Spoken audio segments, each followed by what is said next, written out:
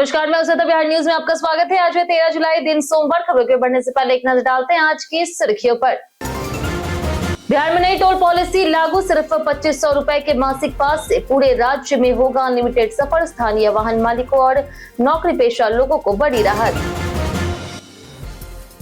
बिहार से शुरू होगी नई एयर टूरिज्म सेवा। अब पटना से वाल्मीकि नगर की हवाई यात्रा होगी आसान। 20 सीटों वाले स्टेट ट्रेन से सप्ताह में 2 दिन उड़ान भर सकेंगे पर्यटक।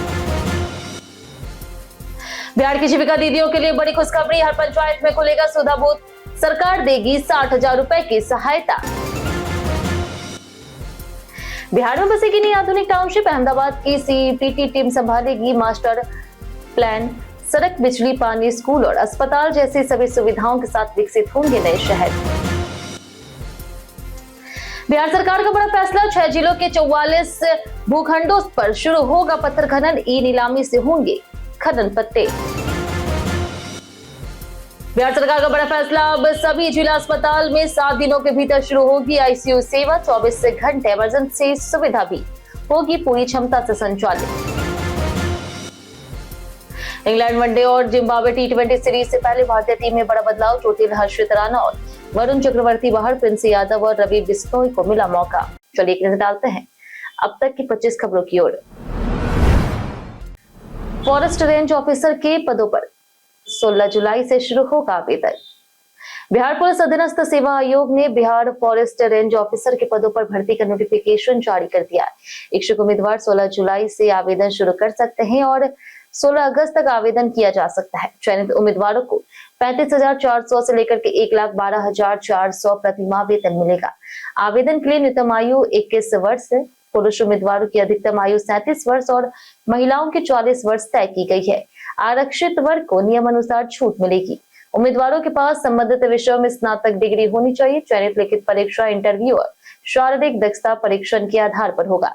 लिखित परीक्षा 300 अंकों की होगी, जिसमें 100 प्रश्न पूछे जाएंगे और गलत पर 0.3 अंक का निगेटिव मार्किंग होगा। तो अगर आप भी सरकारी नौकरी की तैयारी कर रहे हैं तो लिखपत ऐप पर जाकर के फ्री मॉक टेस्ट और स्टडी मटेरियल प्राप्त कर सकते हैं। इसके लिए आप गूगल प्ले स्टोर या फिर एप्पल ऐप स्टोर से ऐप को प्राप्त करें।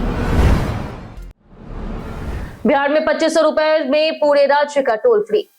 बिहार सरकार ने नई टोल पॉलिसी तैयार की है, जिसमें 2500 रुपए के मासिक पास से पूरे राज्य के स्टेट हाईवे टोल प्लाजा पर अनलिमिटेड यात्रा की सुविधा मिलेगी। यह सुविधा नियमित यात्रियों, व्यापारियों और नौकरी पेशा लोगों के लिए राहत देने वाली होगी। इसके अलावा स्थानीय वाहन मालिकों को 20 किलोमीटर के दायरे में 250 रुपए का मंथली पास मिलेगा। नई नीति में बाइक चालकों के लिए भी नियम तय किए गए। कृषि कार्य वाले ट्रैक्टरों को टोल से छूट दी जाएगी। जल्द लागू होने वाली इस व्यवस्था का उद्देश्य टोल प्रणाली को आसान और पारदर्शी बनाना है। बिहार के 6 जिलों में शुरू होगा पत्थर खनन। बिहार सरकार ने 6 जिलों में 44 भूखंडों पर पत्थर खनन की मंजूरी दे दी है। नवादा, शेखपुरा, गयाची, रोहतास, औरंगाबाद और बांका में खनन किया जाएगा। नवादा में सबसे अधिक 17 भूखंड चिन्हित किए गए हैं। पर्यावरण विभाग की मंजूरी के बाद खान और भूतत्व विभाग ने खनन पत्तों की प्रक्रिया शुरू कर दी। सभी खदानों की बंदोबस्ती एमएसटीसी पोर्टल के जरिए ई नीलामी से होगी। सरकार को उम्मीद है कि स्थानीय पत्थर उत्पादन बढ़ाने से कीमतें कम होगी, निर्माण लागत घटेगी और रोजगार के साथ राजस्व में भी बढ़ोतरी होगी। आज होगी राजस्व विभाग की दूसरी बड़ी समीक्षा। राजस्व और भूमि सुधार विभाग ने जिलों की समीक्षा के दूसरे चरण की शुरुआत आज पटना जिले से करने का फैसला किया। शाम 5 बजे होने वाली बैठक में पटना के सभी अंचल अधिकारी और राजस्व अधिकारी शामिल होंगे।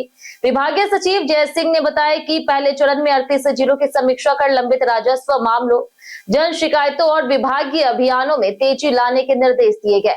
अब उनके अनुपालन की समीक्षा होगी। बैठक में दाखिल खारिज, परिमार्जन, भूमापी, राजस्व, न्यायालयों के लंबित वाद, सरकारी भूमि और जन शिकायतों की स्थिति पर चर्चा होगी। यह अभियान आगे अन्य जिलों में भी चलेगा। अहमदाबाद की टीम बनाएगी बिहार की नई टाउनशिप योजना। बिहार में ग्रीनफील्ड सैटेलाइट टाउनशिप परियोजना को रफ्तार देने के लिए सरकार ने अहम कदम उठाया है। अहमदाबाद की centre for environmental planning and technology यानी कि सीईपीटी यूनिवर्सिटी के सलाहकार फाउंडेशन को टेक्निकी सहायता की मंजूरी दे दी गई है। यह टीम टाउनशिप की योजना निर्माण, निगरानी और विभागों के बीच समन्वय में मदद करेगी। नई टाउनशिप खाली जमीन पर विकसित होगी, जहां सड़क, बिजली, पानी, स्कूल, अस्पताल और अन्य सुविधाएं उपलब्ध होगी। सरकार का लक्ष्य बड़े शहरों का दबाव कम करना, निवेश बढ़ाना और रोजगार के नए अवसर पैदा करना है।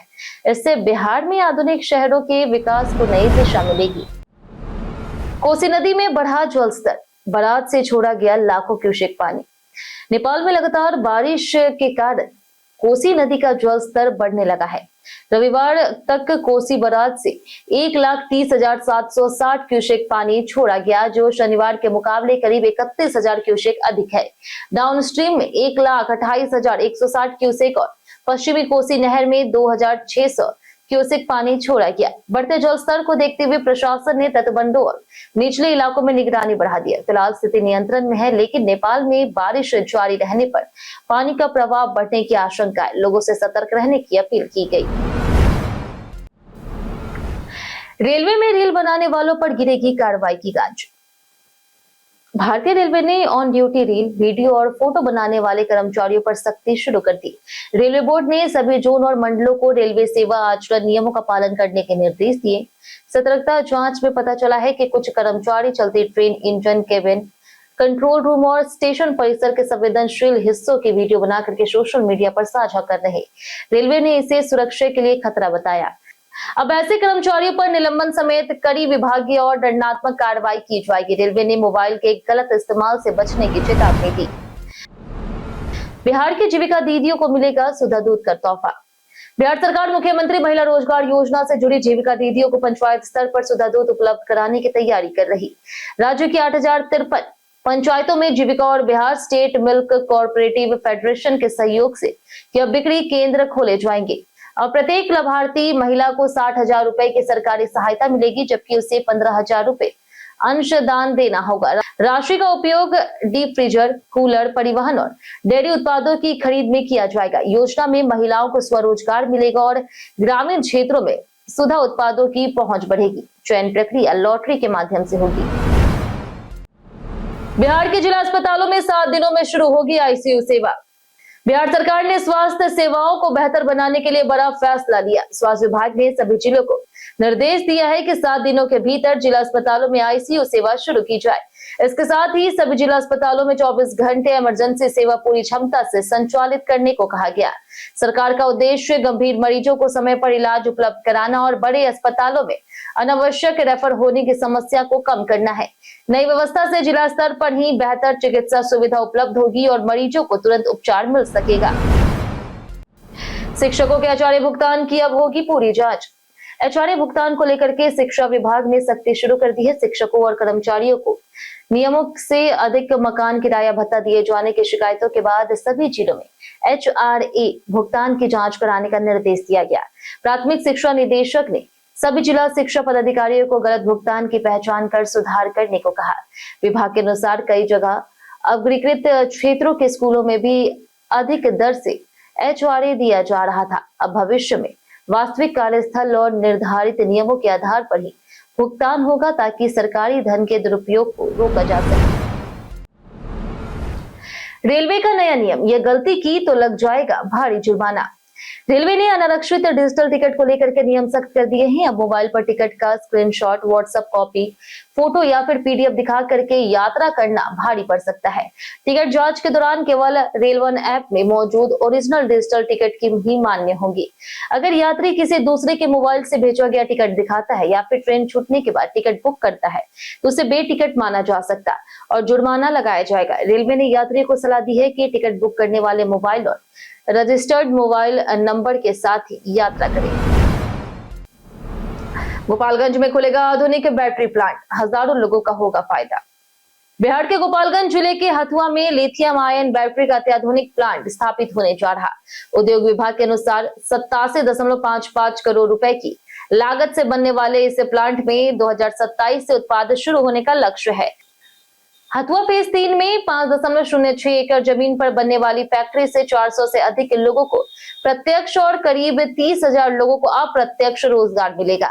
प्लांट में रोजाना 5,000 बैटरियों के उत्पादन की क्षमता होगी। लिथियम आयन बैटरी ज्यादा ऊर्जा, तेज चार्जिंग और लंबा बैकअप देती है। इससे बिहार समेत कई राज्य में ऊर्जा भंडारण और इलेक्ट्रॉनिक बाजार को बढ़ावा मिलेगा। कुलपति पद आवेदन की अंतिम तारीख 28 जुलाई तक बढ़ी। राज्यपाल सचिवालय ने कुलपति और प्रति कुलपति नियुक्ति प्रक्रिया में बड़ा संशोधन किया। अब प्रोफेसर पद पर 10 वर्ष के अनुभव की गणना अधिसूचना जारी होने की तारीख से नहीं बल्कि प्रोफेसर पद पर पदोन्नति की तिथि से की जाएगी। यह बदलाव यूजीसी 2018 नियमों के अनुरूप किया गया है। साथ ही आवेदन की अंतिम तिथि बढ़ाकर के 28 जुलाई कर दी गई। संशोधित विज्ञापन बिहार के कई विश्वविद्यालयों में कुलपति नियुक्ति पर लागू होगा। अन्य सभी शर्तें पहले की तरह जारी रहेगी। इससे पात्रता को लेकर के बनी असमंजस की स्थिति दूर होगी।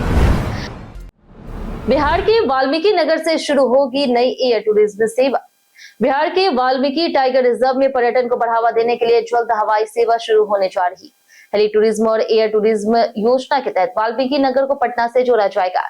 आज मुख्यमंत्री सम्राट चौधरी इस सेवा का उद्घाटन कर सकते हैं। 20 सीटों वाला स्टेट प्लान सप्ताह में 2 दिन शनिवार और रविवार उड़ान भरेगा। पायलट प्रोजेक्ट 15 जुलाई से 15 जनवरी तक चलेगा। पटना से वाल्मीकि नगर का किराया 5,000 रुपए प्रति व्यक्ति रखा गया है।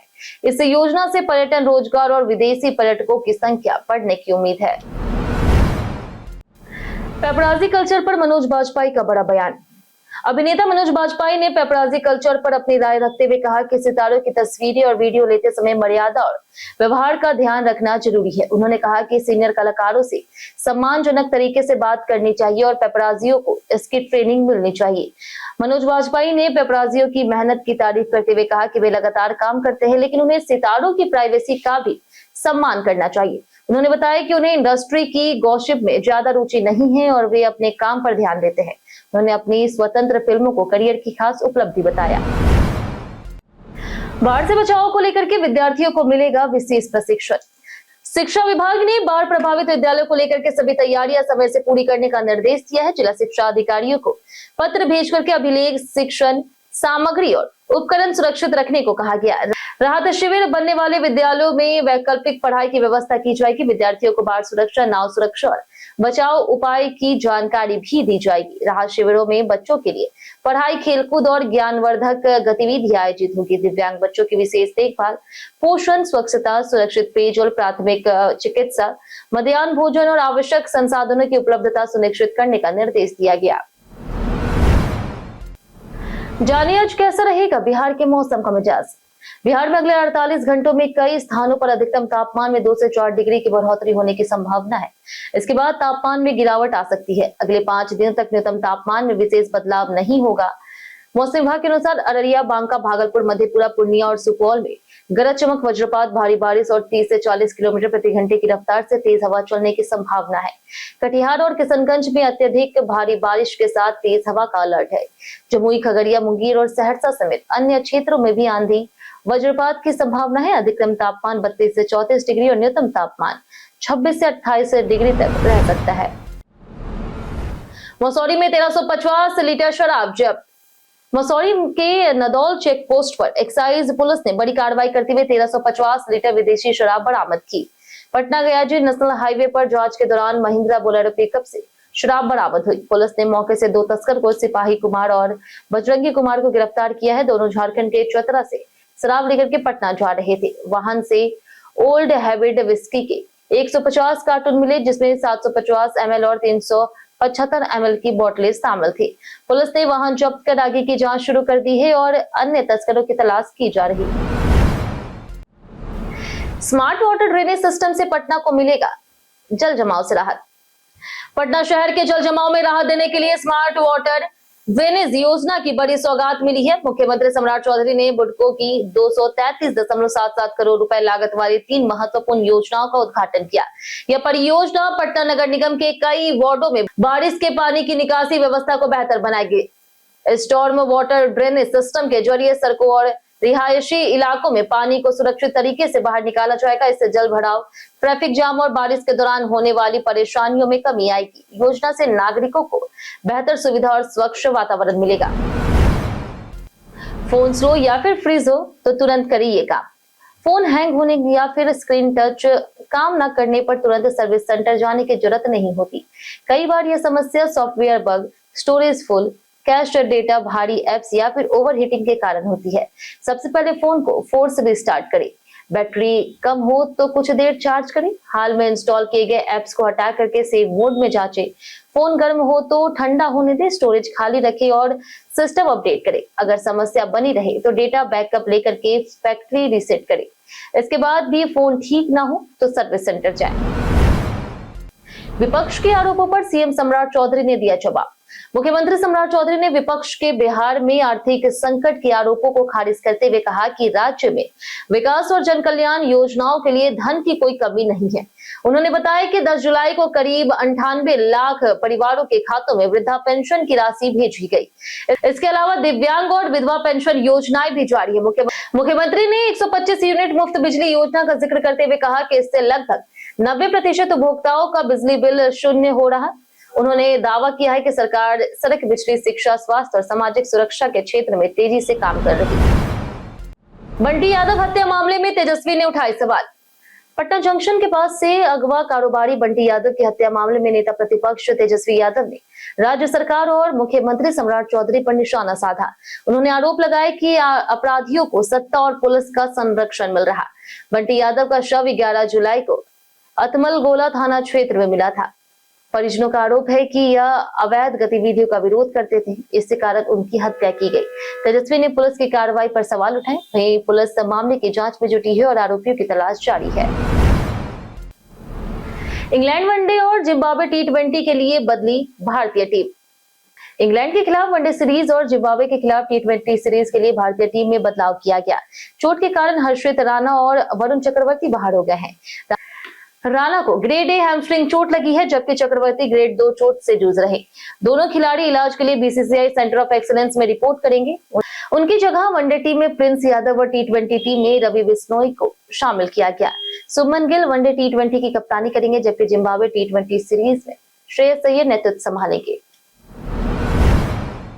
कई कारणों से दर्ज भारत के इतिहास में आज की तारीख 1892 में केशरबाई केरकर का जन्म हुआ, जो पद्म भूषण से सम्मानित भारत की महान शास्त्रीय गायिका थी। 1932 में प्रसिद्ध हिंदी अभिनेत्री बीना राय का जन्म हुआ। 1941 में लेखिका सुनीता जैन का जन्म हुआ, जिन्होंने हिंदी और अंग्रेजी साहित्य में महत्वपूर्ण योगदान दिया।